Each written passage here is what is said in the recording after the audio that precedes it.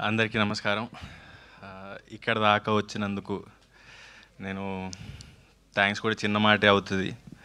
ఎక్కడ తుఫాన్ డిస్టర్బ్ చేస్తుందో అనుకున్నాను. కొంచెమా? ఓకే. ఒక 10-11 ఏళ్ళ కింద ఆఫీస్కి తిరిగి ఆడిషన్ ఇచ్చేవాడిని. నాటకం చూసి కరుణ గారు నాకు పలాస ఇచ్చారు. ఆ ఆడిషన్ చూసే రూపక్ నన్ను పరేషాన్లో క్యాస్ట్ చేశారు.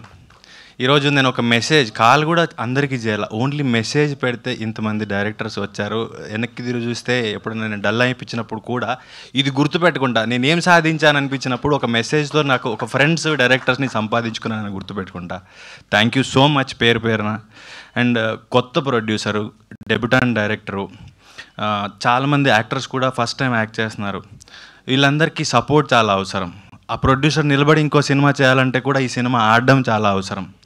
సో ఒక రిస్క్ చేసి కొంచెం మార్కెట్లో ఎంత పెడితే ఎంత వస్తుంది అనే మాటలు జరుగుతున్న టైంలో ఒక అతనికి ఒక సందర్భంలో సినిమా చేద్దాంలే పర్వాలేదు అని మాట ఇచ్చి ఆ మాట మీద నిలబడి ఈ సినిమాని ఇంత దాకా తీసుకొచ్చాడు ప్రొడ్యూసర్ సందీప్.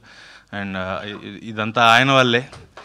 అండ్ ఈ సినిమా మేము ఎప్పుడు కూడా షూట్ చేసిన ఫీలింగ్ రాలా. అరకు వెళ్ళాము, ఒక 70-80 మంది అందరు కలిపి వెళ్ళిపోయాము. వంట చేసుకున్నారు, తిన్నారు, ఆడుకున్నారు, పాడుకున్నారు, సైట్ సీయింగ్కి వెళ్ళారు, షూటింగ్ అయిపోయింది, వచ్చాం.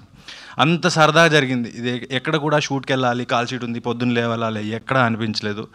డైరెక్టర్ అంతే బాగా హ్యాండిల్ చేశారు. డెబ్యూటెంట్ అయినా కూడా మేమందరం ఒక టూర్కి పోయిన ఫీలింగ్ ఉండింది. అండ్ ఈ సినిమా ఇప్పుడు ఏదైతే 7th వస్తుందో మీ అందరి సపోర్ట్తో ప్రొడ్యూసర్కి డబ్బులు వస్తే ఆయన ఇండస్ట్రీలో నిలబడి ఇంకొక ప్రొడ్యూసర్గా ఆయన కంటిన్యూగా సినిమాలు చేయాలి, ఇండస్ట్రీ బాగుండాలి, అందరికీ పని దొరకాలని కోరుకుంటున్నాను. Thank you so much. Thank you Thiruveer గారు. మీరు ఇలానే డిఫరెంట్ రోల్స్లో, డిఫరెంట్ కాన్సెప్ట్స్లో మమ్మల్ని ఇప్పుడు పలకరిస్తూ ఉండాలి అని మనస్ఫూర్తిగా కోరుకుంటున్నాను.